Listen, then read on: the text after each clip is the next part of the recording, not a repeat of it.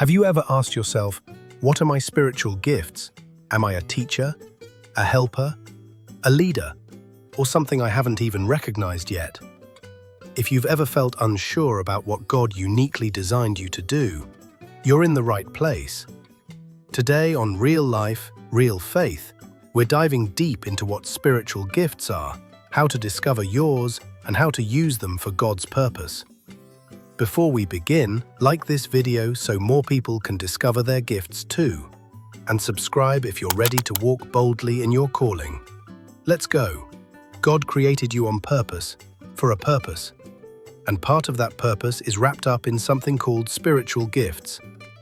These aren't talents or skills, they're supernatural abilities given by the Holy Spirit to build up the church and glorify God.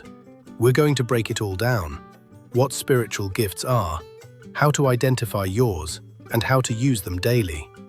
Let's start with the Word, what the Bible says about spiritual gifts. In 1 Corinthians 12, 4-7, Paul writes, "There are different kinds of gifts, but the same Spirit distributes them. Now to each one the manifestation of the Spirit is given for the common good." These aren't rewards or personality traits. They're Spirit-empowered functions designed to help others and bring glory to God. And in Romans 12, 6-8, God lists gifts like prophecy, teaching, encouraging, giving, leadership, mercy. You may already be operating in your gift without realizing it. How to discover your spiritual gifts. Here are 4 ways to identify your spiritual gifts. 1. Pay attention to what energizes you. What do you love doing that helps others? Teaching, serving, encouraging? 2. Ask people who know you well. Often others can see your gifts more clearly than you can. 3. Look for fruit. When you use your gift, lives change. People are built up. 4. Take a spiritual gifts quiz. These are helpful tools, not definitive answers, but great starting points. Check out the following gifts quiz to help determine your gifts. Let's make this real. Sarah always volunteers behind the scenes. She feels most alive when she's helping others without being seen. Her gift might be service or helps. 1 Corinthians 12:28. James can't stop giving. Whether it's time, money, or support, he gives generously and joyfully. That's the gift of giving. Romans 12:8. Lena can sense when people are hurting and knows just what to say. That's likely the gift of mercy or encouragement. Every gift matters. None are better than others. Together they form the body of Christ. How to use your spiritual gifts.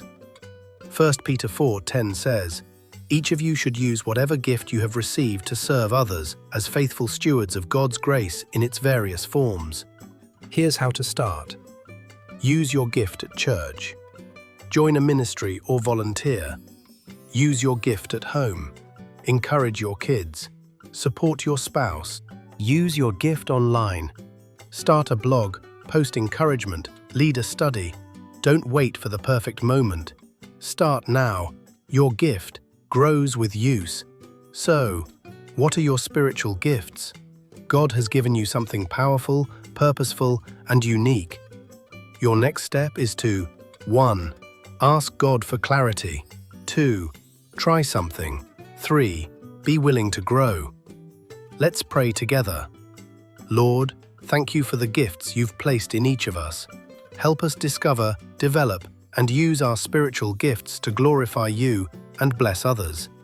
Remove fear and replace it with boldness. We want to walk in purpose. In Jesus' name, Amen. If this video helped you, drop the comment below. I'm ready to use my gifts. Please like the video so more people can walk in their calling, and click subscribe to Real Life, Real Faith for weekly encouragement.